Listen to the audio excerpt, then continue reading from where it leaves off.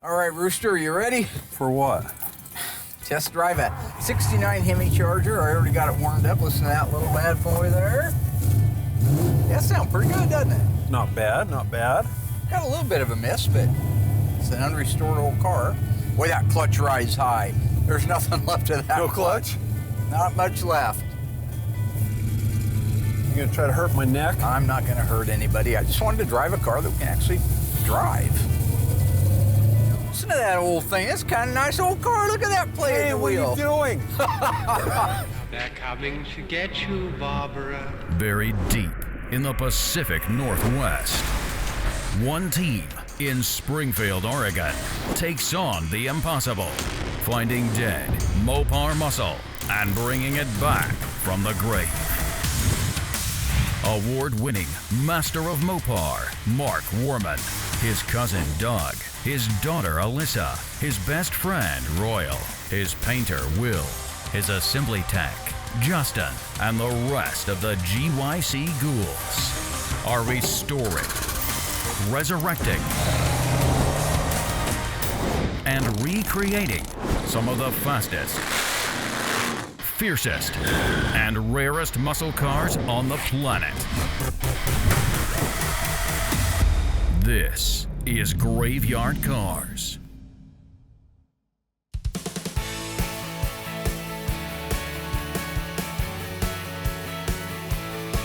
We just brought in two 1969 Dodge Charger RT 426 Hemi 4-speed cars. Two of them. We already had the third one that's in process right now. That is some pretty rare demographics all to be at one place. Now the two cars that just came in, a green one which was a basket case and in bad shape but restorable, all numbers matching. And the other one is a B3 blue, all numbers matching, running, driving car. Has all of its original drivetrain in it, and it runs and drives. Now, we don't see that very often. In fact, we very rarely see that in an original car. They're usually in pretty bad shape. But since this one did run and drive, why wouldn't I go get Cousin Dougie and take it out for a spin? I mean, come on. Did you wax her up? Sounds all right. No, didn't wax her up, buddy. Is this a 4-speed still? It is.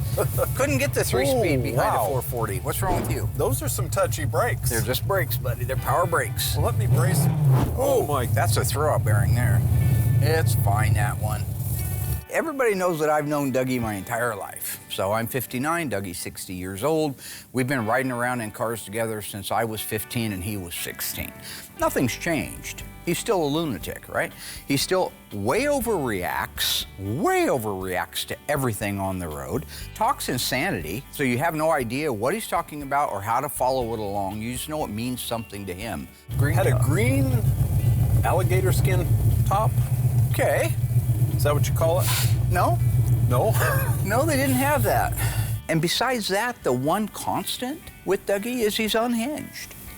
Generally speaking, unhinged.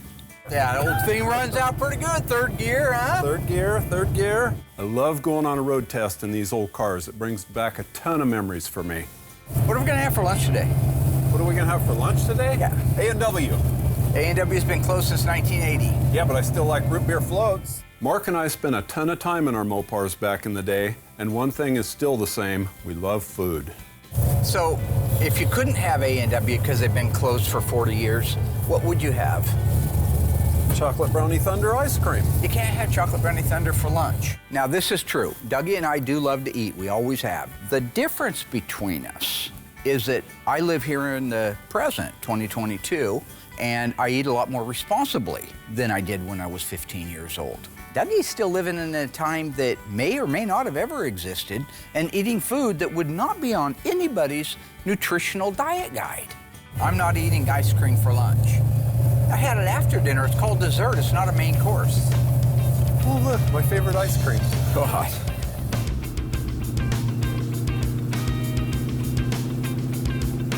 Well, this runs good, doesn't it? It doesn't run bad. It doesn't run and drive bad for a car that's had nothing done to it with 70,000 original miles. When you were talking about today's collectible cars, second generation Charger, 68 to 70, right now, that's number one. It's even beating out the Cudas. That's right.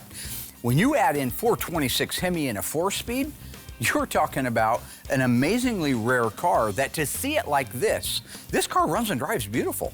This car runs and drives and shifts through the gears and feels like the cars did when I was a kid, not the freshly restored ones that are much tighter. This drives just like a car that you pulled out of a garage in 1980 and went for a drive-in. And it's very cool to be able to ride around with Doug and go through all of the mechanisms on the car that we totally don't expect to work, but do. Reverse light right there working all nice, look at that. Yeah. Turn signals, have L31s. Oh, the L31's missing over there. Hey, there are no L31s. There is over here. That one's missing. I just said that. Well, I can't see it. Oh, welcome to 30 seconds ago. How can I see yours and I'm shorter than you and you can't see mine? I don't know what's wrong with Dougie. I don't know. It's cognitive stuff. I can deal with other things. Bad taste in cars, I know how to insult you. What do you do about a guy that has no idea he's in Looney Land, right? Hey, look where we're at, the Motorview Drive-In Theater. The old Motorview, yeah. Hasn't been there for a couple of decades or so. What do you think they're playing tonight? Hey, you know what's? The Motorview Drive-In isn't there, neither is the A&W that was down there. So hi, welcome to 40 years ago. I don't like it already. Yes, I know the difference between yesterday and today, but can't I still pretend? Is that a crime?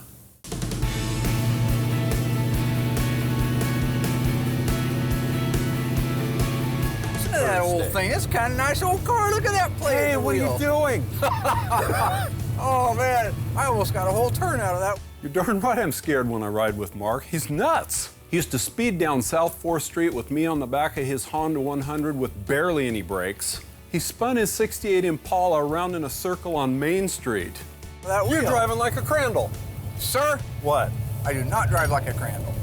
We should go see the Crandalls. Yes, we should. Let's go drive over and see the Crandalls, see what they're doing today. Let's go see Lola. L-O-L-A Lola?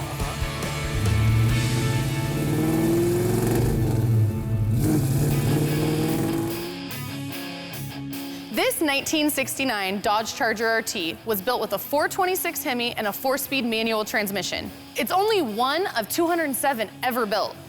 It also happens to be the subject of this week's Autopsy report.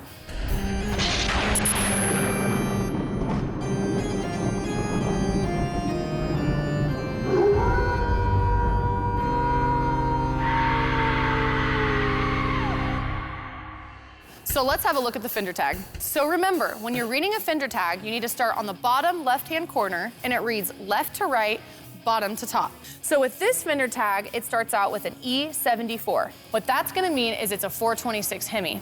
D21 means it was built with a heavy-duty 4-speed manual transmission. XS29 means that it's a Dodge Charger RT. So J9G. J means it's a 426 Hemi. The 9 stands for the model year, so in this case, it's 1969. And the G is gonna stand for the fact that it was built in St. Louis, Missouri.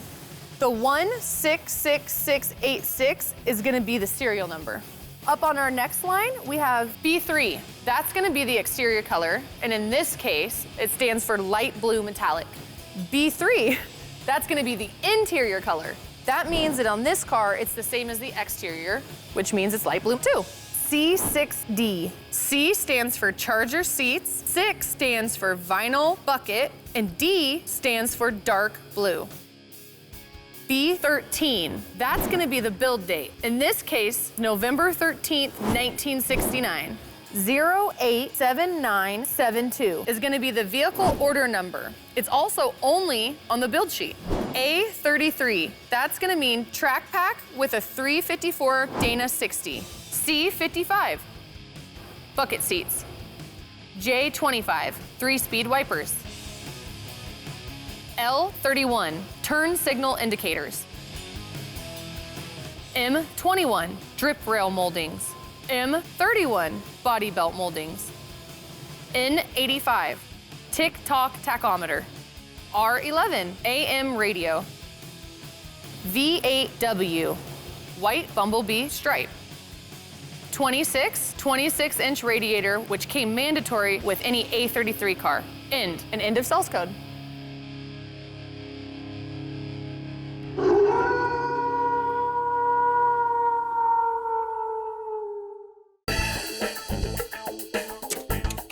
The 1969 Barracuda is the best car of its kind on the highway. For action, real sports car spirit, and style that's unsurpassed, Barracuda beats them all. Get a load of the options you can use to make your car, like an optional vinyl roof, for instance, in 4 different colors. Available this year on the Fastback, as well as the hardtop. New cast aluminum center road wheels help give sports car action. New styling features on the front end and on the rear.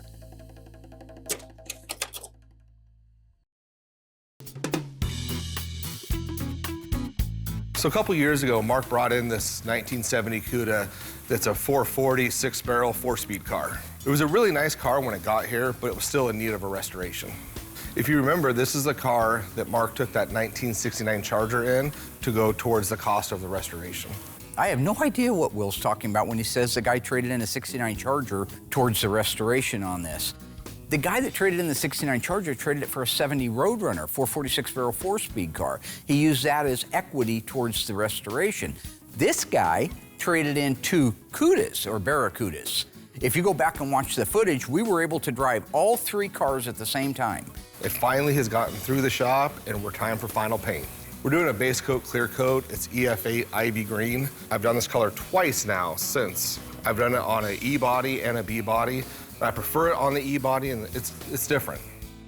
Exciting day. We got our 1970 Cuda in here. Do you know why it's a 70? The difference between a 70 and a 71? Nope. You've been here for 10 years. I wish I was here for 10 years. So what I've been doing with Brody is throwing a lot at him in a very small window. And the 71 has those little louvers in the fenders that I don't like. Okay. 70 is my favorite. This is going FE8. It's a dark green, super metallic, super transparent.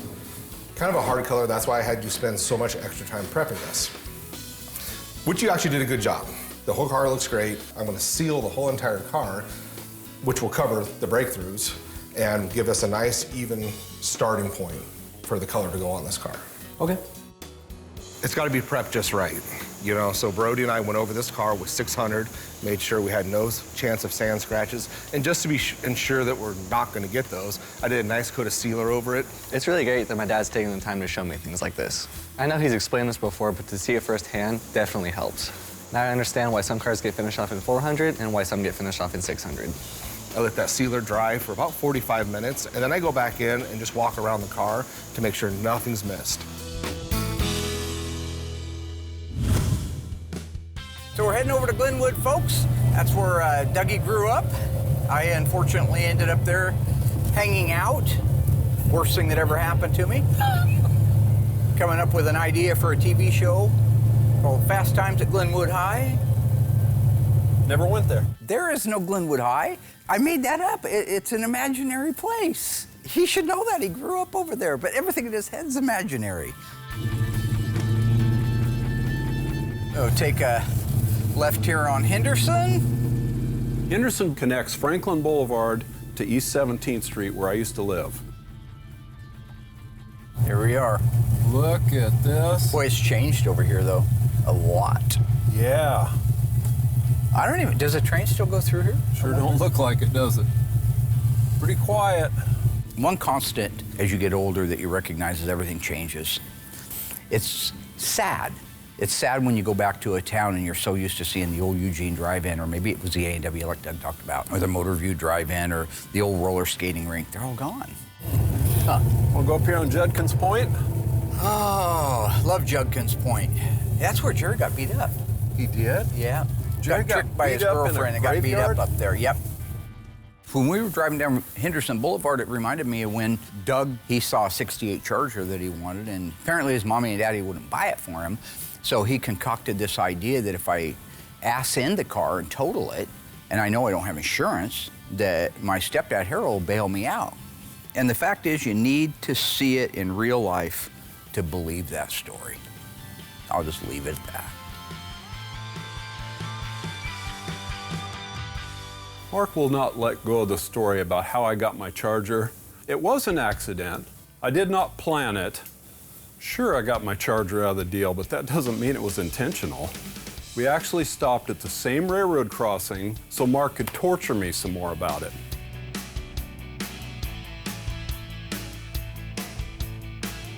You know, like I say, not to get all reminiscent, but when Mom was sick there and I would go and visit her every day, didn't want to talk about anything current.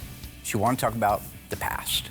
Wanted to talk about when we were kids and how I would come home and say, hey, Mom, I'm home. And it was just, she loved the times of us as a young family. I couldn't understand, why can't we talk about like something now? Like Graveyard Carz is doing really good, let's talk about that. Didn't want to, because those were the best times in her life. As I get older and as I'm exposed to that stuff, I realize the exact same thing. A lot of the stuff that we're talking about are the best times in our life. We did it, Rooster. We did it. We did it, back in time. Tour de Glenwood. Back in time. Finished. F-I-N-I-S. Finished. Oh, fini. No? No. Fini. That's French.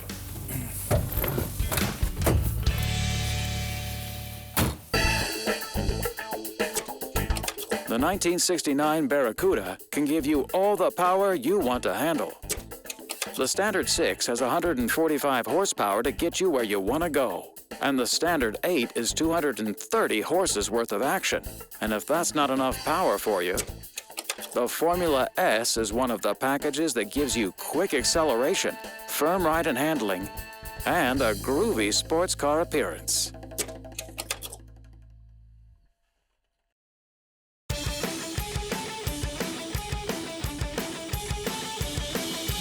So I had mentioned that we just brought in two 69 Hemi Chargers. The other one is a green car. It is a numbers matching engine, transmission, original rear end under the car. All the body numbers match, but it's pretty rough. It's much a basket case than anything else. It also has quite a bit of rust on it. But it is a good complete car, and it's going to be just an incredible car when it's finished. My client just bought that car. And it's very important that when you buy a car that's supposed to be numbers matching, we check the numbers and we can tell that it is numbers matching. But what happens when you take that block and you send it to the machine shop and have it checked out and they come back and say, it's not repairable, it's internally cracked? There's a process called magnafluxing and pressure testing. And we wanted to get that engine out right away, disassembled, over to the machine shop so that they could get back to us and say, that motor is good, that motor is fine, we can rebuild it. And you want to do that while the deal is really fresh with the buyer and the seller. Mark wanted to get this engine out and taken apart so he could send it out for magnafluxing and pressure testing. It was obvious that most of the engine was just bolted together and not complete. Just little dowels. Little dowels. Little Mark Dowell pin? Yeah. Ooh. His cousin Mark Dowell was jealous of me one time. We were ice skating over on the ponds in Glenwood. Well, Mom always dressed me in dress shoes, so I could go forever. And I'm just going, spinning around, having a good time. He slid underneath me and knocked my legs out from underneath me, and I flew up in the air and I came down on my back, and I've had problems ever since then. So. Is that what caused this? Yeah. He's dead, right? All right, take your valve cover off of there. The next items to remove were the valve covers and the heads. Once that's done, we can roll the engine over and remove the crank and the pistons. Original 66 to 69 Hemi valve cover, you know how you can tell? The stovepipe right here. 70 doesn't have that stovepipe right there. It's always interesting to listen to Mark and Tony. Not too shabby. Somebody's hogged that hole out a little bit. Boy, the guy that owned this must have been old Boss Hogg. Old Boss Hogg himself, huh? Butchery, you call it, All right. They know their stuff. And while I can figure things out, it's great to hear a quick way of recognizing parts. Where's the valve train at? Cleaned it out, huh? There's a lot of bad people in the world. This is supposed to be a complete engine less exhaust manifolds, carburetors, and distributor. Apparently less the entire valve train, too. Now, one of the things that was a little bit surprising was some of the guts were missing in the engine. These are kind of expensive parts to find, like the valve train assembly. Those add up. I called up the folks that my client bought it from. I said, here's the list of what's missing. We really feel, we weren't being rude, we just feel those should have been in there. And they agreed 100% and gave them a full reimbursement of what those parts would cost. All right. Nice clean valve covers, that's good. These aren't too hard to come up with because they actually reproduced the 66 to 69, but nobody's done the 70s in a while. The ones that were out there are unobtainium. It's a special part.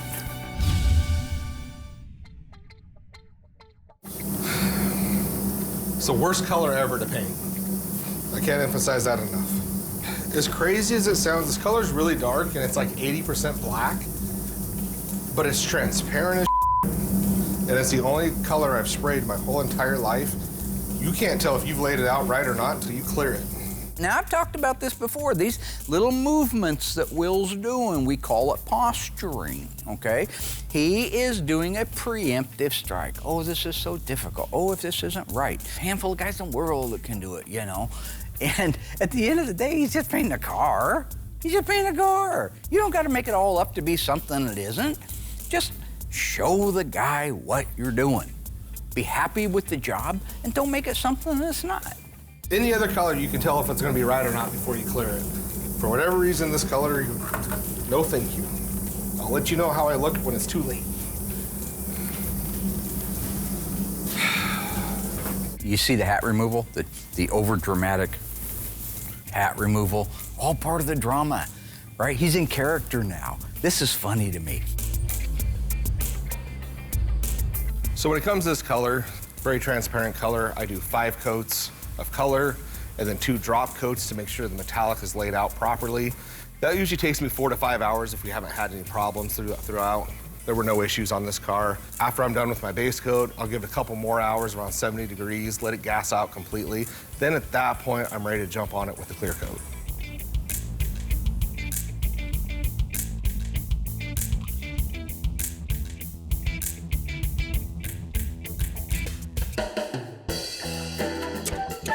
How much does your memory serve you correctly? True or false? The vinyl top was not available on the Barracuda Fastback in 1969. Do you think you know the answer? Find out if you're correct after a quick word from our sponsors.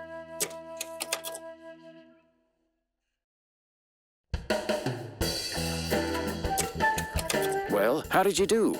True or false? The vinyl top was not available on the Barracuda Fastback in 1969. If you guessed true, you are wrong.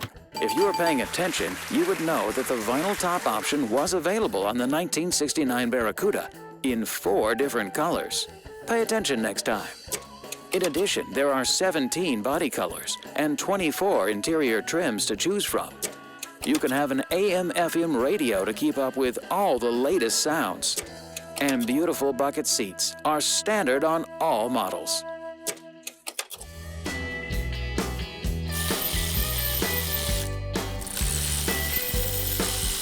Go ahead and pull that head off of there. Let's see. You want some help? Hand me the crane. Come on. Okay. Whoa, there's pistons in there. There's no valves in there either. Dang. Gosh, dang. Those are bare heads. And none of these work. No reason to believe there will be any valves in this one, right? Okay. Whoa, look at that. And only some of them. After we got the heads off, we rolled the engine over and removed the pan. Everything looked good in there, so we went forward with the crank and rod removal. It's a lot easier to remove and install pistons with an extra set of hands. All you do is take the connecting rod cap off and then drive the piston out. Once you get a rhythm going, it goes along pretty quickly. You want to start driving it right there? Yeah. Beautiful. Okay. Beautiful. Gonna sneeze here pretty soon, Dougie. Oh boy, thank you for the warning. God. Yeah. Yeah. There you go, buddy. All right. The last thing we have to do is remove the crankshaft. This is a matter of removing the crankshaft main bearings one at a time, and then we can lift the crank out. Is it brake time? Gonna be.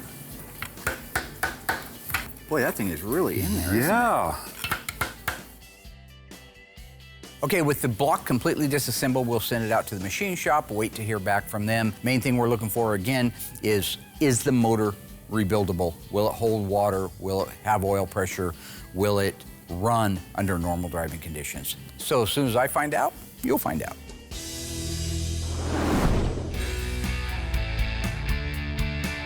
All right, so we just finished our 7th and 8th coat. Car looks great. Now it's time to mix up our clear coat, get the whole thing cleared, and we're finally done.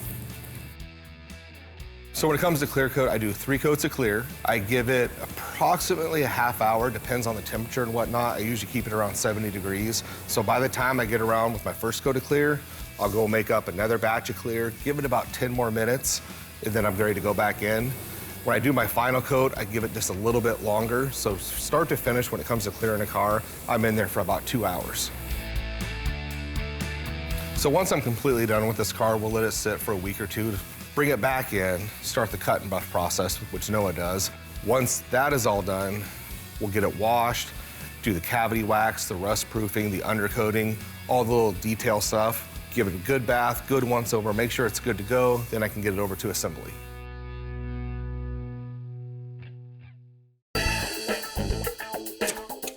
Tonight's episode of Graveyard Cars features the 1973 Challenger. But here we are using the 1972 Challenger since their features are almost exactly the same. Let's dive deeper into this brilliant performer.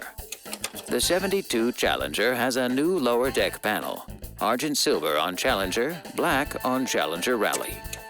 The tail lamps have improved styling. Backup lights are brighter with better lighting direction for improved night vision and safety. The console-mounted torque flight shift has a thumb-operated shift button on the handle for easy selection of any gated position. The well-arranged Challenger instrument panel, optional on the Challenger, is in simulated wood grain. Fully instrumented and with warning lights for high beam and brakes.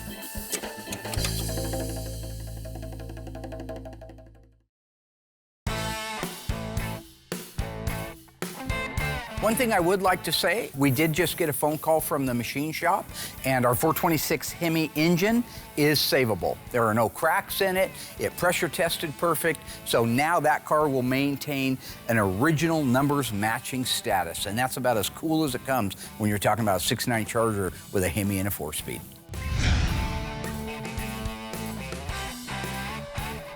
So I'm really excited for today. Tony's coming out and he's gonna work with me and show me a few things on the cars that I don't know. The first car we're gonna look at together is a 1973 Challenger Rally. It's a beautiful car.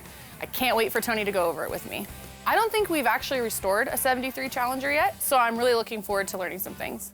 Here's a Challenger, a little bit different than what you're used to seeing. What do you notice about it? So I noticed a couple different things right off the bat. The front end looks different. Yep, very different really. It used to be where it was a grille and the headlight bezels were separate from the grille. And that's why they're always chrome and that you're used to probably seeing, like on Cindy's Challenger or the other 71s. But this is all part of a big fiberglass header panel, runs left to right on the front of the car. And it holds the headlights, it comes off as one big unit. And it's got what they call like the frown face grille. Oh, okay. Yeah, it's like a frown face. Yeah, so Mark invited me out. He had told me that we're going to be looking at a newer Challenger, meaning like a 73 or 4. So I just wanted to walk around the car with Alyssa because, you know, they don't really get too many of the newer cars here, and let her see the differences, ask her what's different about them, and I could point out some other stuff. These are the fillers. They're rubber bumper fillers, they call them. And they started using them in 73. The reason why they have them is because the bumpers are moved further away from the body for like safety impact purposes.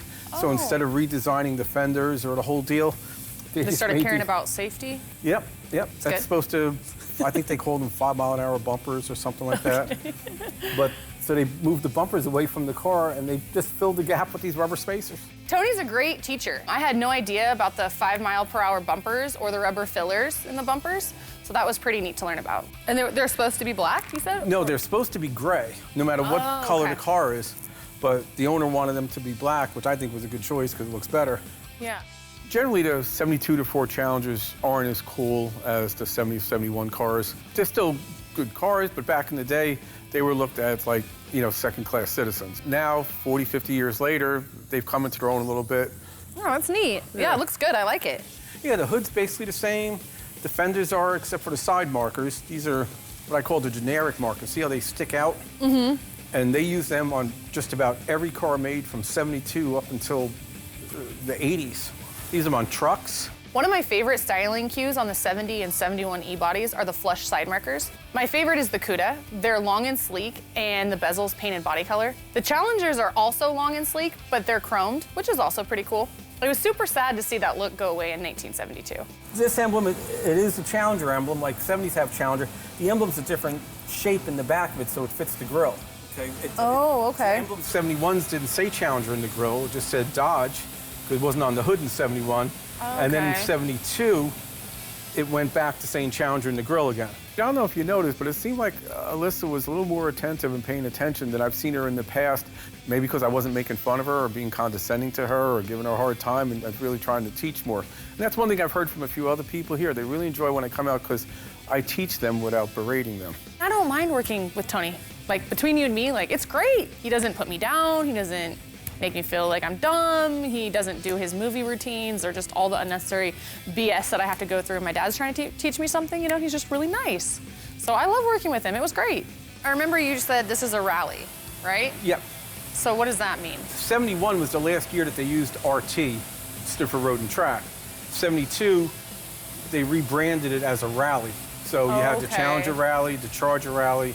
But it was essentially the same? Yeah, it was. They just changed the name? Yep, it was the performance model. I remember my dad telling me one time, back when he started the shop in 1985, that he had a 72 Challenger, and it was yellow and black. He showed me a picture of it one time, and I thought it was a gorgeous car. He told me that he had patterned it off of the original artwork for the 1972 Challenger Rally. Okay, so since they changed the RT to Rally, we're not going to see any RT emblems on this, right? That's right. Okay, well, that's something else that's different. That's a good point. I never thought about this. There's no Rally emblems. Okay, so they don't call it out at all? No. There's no exterior badging that says Rally. They're just, they didn't seem proud of it. They weren't trying to promote the performance image like they were previously. That's interesting. Yeah. That's weird. Yeah, let's take a look at the side of the car. Okay.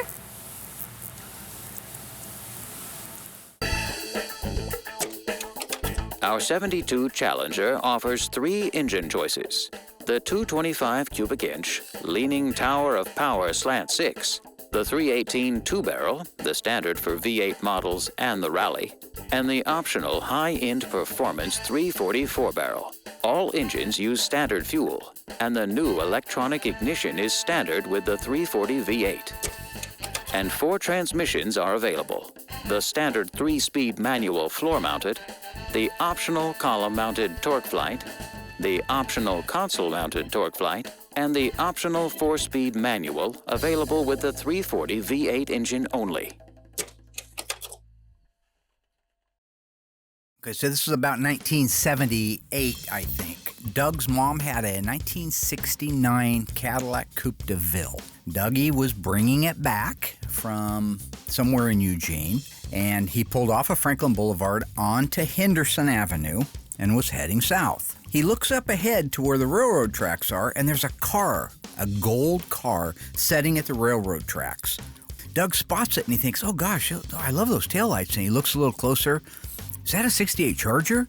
That's a 68 Charger. I want that car. I need that car. But my mommy and daddy won't buy me that car. And for whatever reason, the first time in his life, they said, no, you're not going to get a Charger. Meanwhile, there's a little gal in there that prior to this was sitting there reading the Bible, drinking a nice fresh glass of milk, maybe dipping some Oreo cookies into it, waiting patiently for the train to go by. Unbeknownst to her, this maniac who decides he wants a 68 Charger, this is how he's going to get it. So he, in a twinkling of an eye, concocts a plan. I know what I'm going to do. This crap box that I'm driving has terrible brakes. Every time you hit the brakes lock up, the car pitches sideways. Now, again, this is in 1/100th of a second he thinks of this. He starts dropping the hammer further. He's up to 60, 70. His eyes are getting bigger. The Charger's moving in close on him. His road's on the right. He goes right past 17th Street where he's supposed to turn. He's up to 80 miles an hour, drops the hammer one last time, gets it up to 100 miles an hour, hits the binders, throws it sideways. The Cadillac's passenger door caves. The entire ass end of the 68 Charger all the way up to the windshield. Because he knew Harold, his stepdad, will bail him out. He hits the car, slams into it, runs up to the lady. Oh, yeah, sorry, dude, I'll be right back. Meanwhile, she's dying. She's dead. I don't think she's fully dead, but she's not in good shape. Dougie takes off running with those long gazelle legs of his, takes the left on 17, runs into the house. Harold, I just totaled the car and I don't have insurance. You're going to have to buy it for me. All right, son, let's go out there and buy that car. So they wad $500 cash up somehow in that house. And they go running back down there. Meanwhile, the lady's bled out, so they have to give her CPR and bring her back to life. When she comes back, they say, we don't have any insurance, but we'll buy your car. I don't want to sell my car.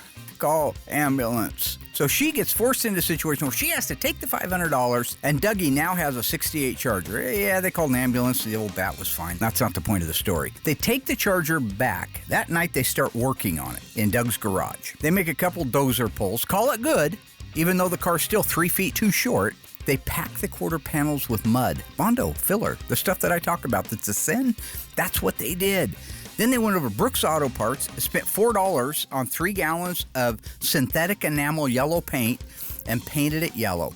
Painted the top black, and there they were. They had a beautiful poop box 68 Charger that was 3 feet too short, but Dougie got what he wanted. That's what it was all about. Dougie got what he wanted. The end. Let's see if you fell asleep during our earlier presentation. Which ignition system came standard on our 1972 Challenger? Electronic ignition, single-point distributor, or dual-point distributor? Think you know the answer? Stay tuned after this brief commercial break, and I'll let you know how you did.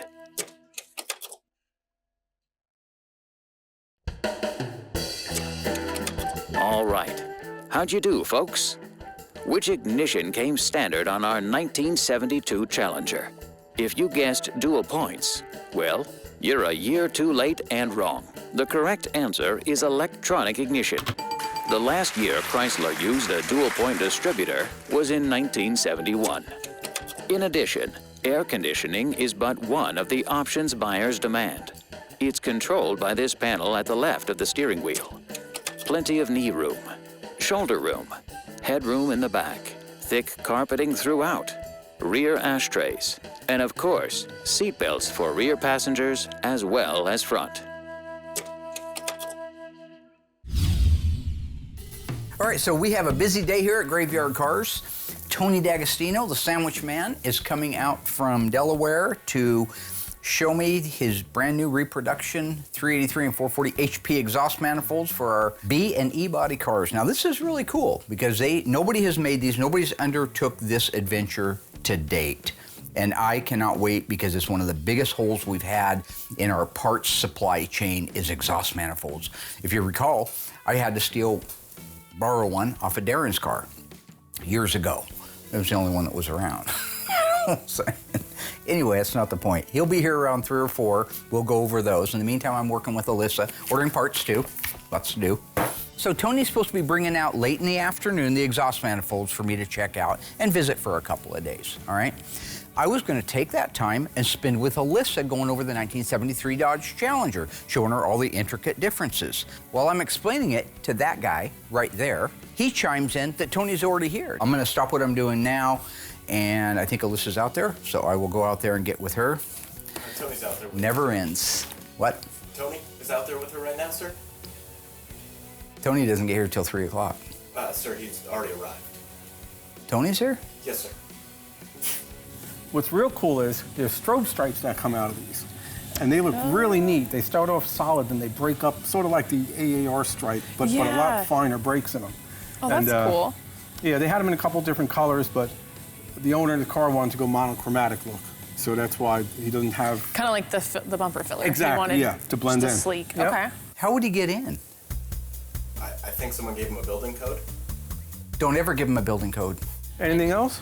Yeah, the mirrors look different. I don't know what about them's different, but... You're probably used to 70s. As I go back in my mind, I remember the conversation I had last week with Tony about this. I said, hey, I'm going to spend some time with Alyssa on this 73 Challenger, and I was picking his brain on a couple things, but as we were talking, he seemed like he was picking my brain more. Well, what would you point out on that? It's there's a 73 Challenger there. Not that there's not very important. And I said, well, no, you want to talk about like the frowny grille and the fiberglass? Oh, yeah, that there, you could talk about that there. I didn't realize he was being a rat. He was trying to upstage a tray, man. Because they work on a lot of 70s here, more so than 71s even. And the 70 mirrors are a shorter base, smaller head mirror, and lower. The more I sat there, and the more I ran over our conversation from the previous week, And the more I could kind of hear him out here laughing and having fun, I snapped. Sidewinding, backstabbing, two-faced, four-flushing, sandwich-eating mother. But still on the Barracuda. See, that's one thing I wish they would have done with the new Chargers, you know? Tony D'Agostino. Challengers have. Yeah, they do, but Right. The Hi, Chargers Tony. don't know. no, they don't. Hi, Tony. Oh, hey. What's happening, Is it man? 4 o'clock in the afternoon already? Good to see you. Yeah. You No. got just a second? Hey, be right there. Let's. Yeah, okay, Dad. Mike Fain came in a little bit early. I come in, I look in the office, Mark's doing his thing, he's all busy. So I just came out here and, you know, it was all set up and I just let it happen. I don't know why he's upset at that. How you doing? I hope you had a good flight in. Yeah, it was okay. No, that's important that you had a good flight in. Oh, I knew what he was up to. I had no doubt about it. That's why I decided to call a little one-on-one time, a little mano-y-mano conversation, get to the bottom of it and prove my point. You were going to be here at like 4 o'clock in the afternoon, and you're here at like 9:30 in the morning. It wasn't that late, and the plane got in early. How'd the plane get in? Or I've heard of planes being late, but I've never heard of one being The early. pilot sped. I was just shooting with Tony, and he came out of the office crazy, but he's always crazy, so it tracks, it's fine. And I don't know what they were talking about. I just stepped back, I don't care. I have the code. To the door? Yes. And you just came in and saw the camera set up, and you thought, No, I looked in, you were busy in the office, and I came out here, and they were set up to go, so I just jumped right in. I was writing notes for the episode, so just you and Alyssa handling that, then you'd probably just show her some stuff. Tony and my dad have a weird relationship. My dad's super competitive. I mean, Tony's like the only other person in the world that knows as much as my dad about Mopars, so it's, you know, we're constantly kind of going back and forth. Yeah. On the car? Yeah. It's different than I know what to do. Yeah, no. I know Nothing what about I- being like a better dad or No, I don't need to have notes to go off. I just know it. Oh, so it is, okay. This has nothing to do with who's the number one dad, number two dad. This is about Mopar stuff. The dad thing's Alyssa's call anyway. Say la vie, man. I'm in a new Zen world anyway, so this stuff doesn't bother me at Okay. all. I think that's great. Would you mind if I kind of just tagged along, maybe learn a little something on the 73s? I don't know them very well. My place is your place. You're a good man. Yeah, please, feel free to show me. I love it. Tony's saying my place is your place. It is my place. It's Graveyard Carz. Don't let me So stop now you. we're on in the back of the In the car. back, yeah. Probably lots different back here, huh? Oh yeah, I mean, completely different. First of all, the spoiler. I didn't think they had them this late. Right. They only That's really it? had them on the TAs, the Challenger TAs. The taillights are way different. They're putting it at an angle. That looks cool. Yeah, that's very different. That started in 72. I mean, 72 to Ford Challengers as a whole.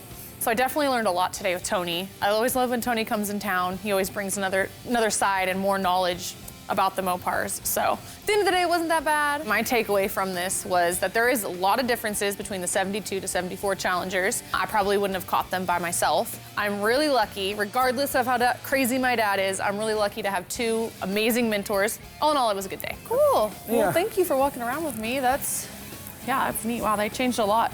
Yeah. Didn't know we're building custom cars now, Dad. Yeah, it's been educational. Thank you, bro. Thanks, bro. Let's make sure we do dinner tonight. Okay. Give me a call at 1:30. You know, at the end of the day, I think that's great. If Tony can come out and work with Alyssa on the 72 to 74 E-body cars and she learns a little something, I think that's fantastic, all right? That's not the point. The point is, Alyssa bought me this shirt years ago to make a point, okay? She's saying that I'm the best dad ever, and then hands down, What t-shirt? I've never bought my dad a t-shirt. you're gonna compete with that? You don't make this stuff up. Come on.